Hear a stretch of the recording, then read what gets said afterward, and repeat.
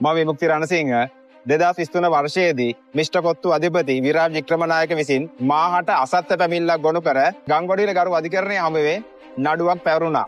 ඒ නඩුව වසරකට අධික කාලයක් තිස්සේ ගංගොඩවිල ගරු අධිකරණයේ හමුවේ විභාග වුණා. ගරු අධිකරණය විසින් සාධාරණ තීරණයක් මාහට ලැබේ කියා බලාපොරොත්තු වෙමින් මම වසරකට අධික කාලයක් නිහඬව සිටියා. අවසානයේදී ගරු අධිකරණය විසින් මාහට සාධාරණ තීන්දුවක් ලබා දීමෙන් පසු මම අද දින 55/70 යටතේ මිෂ්ටර් කොත්තු අධිපති විරාජ් වික්‍රමනායකට එරෙහිව මිලියන 100ක වන්දි මුදලක් ඉල්ලා ගංගොඩවිල ගරු අධිකරණයේ හමුවේ අද දින නඩුවක් පැවරුණා.